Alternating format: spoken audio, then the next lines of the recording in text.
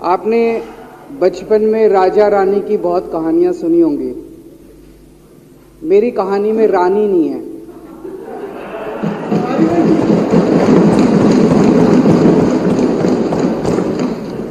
बस राजा है। ये कैसे राजा की कहानी है अध्यक्ष महोदया,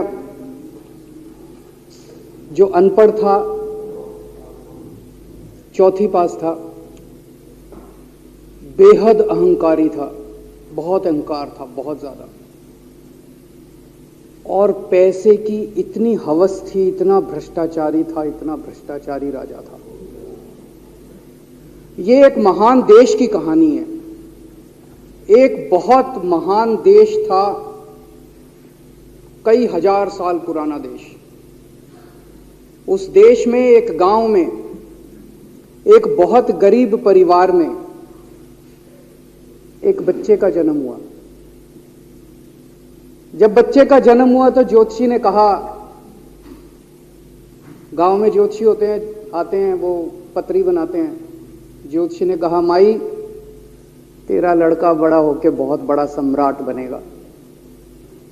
माई को यकीन नहीं हुआ, मेरा इतने गरीब हूं मैं, कहां से मेरा बेटा सम्राट बनेगा।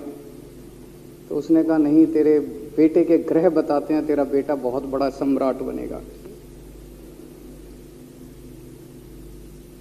बेटा धीरे धीरे बड़ा होने लगा। स्कूल, गांव का ही स्कूल था, स्कूल जाता था, उसका पढ़ने वढ़ने में मन नहीं लगता था। तो चौथी के बाद उसने किसी तरह से चौथी करी, चौथी के बाद उसने स्कूल छोड़ दिया। गांव के पास एक रेलवे स्टेशन था।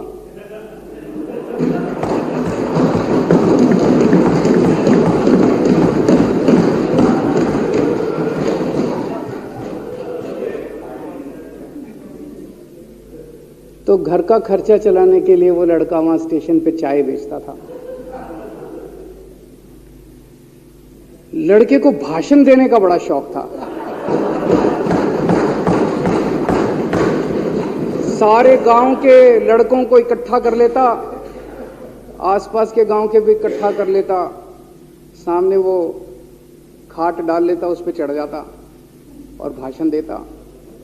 धीरे धीरे आसपास के गांव के लड़के भी इकट्ठे हो गए। जिस भी चीज में भाषण देता, एक बार शुरू हो जाता तो बंद ही नहीं होता। अब ज्योतिषी ने कहा था, लड़का बड़ा हुआ, बड़ा होके एक दिन उस महान देश का वो राजा बन गया। पूरे देश में उसका नाम हो गया चौथी पास राजा। लोग उसको चौथी पास राजा कहते थे। अब उसे आता जाता कुछ था नहीं, पढ़ा लिखा था नहीं। अफसर आते, कुछ अंग्रेजी में चपर चपर करते, उसको समझ नहीं आता। अफसर जो मर्जी उससे साइन करा के ले जाते, जो मर्जी उससे साइन करा के ले जाते। अब वो कुछ पूछे अफसरों से तो उसे भी शर्म आती थी कि मैं पूछूंगा तो उनको लगेगा अनपढ़ आदमी है, पता चल जाएगा। तो उसके भी दिल में ये रहता था, यार मैं पूछूं ना पूछूं। पता नहीं किस चीज पे उसने चौथी पास राजा ने साइन कर दिए।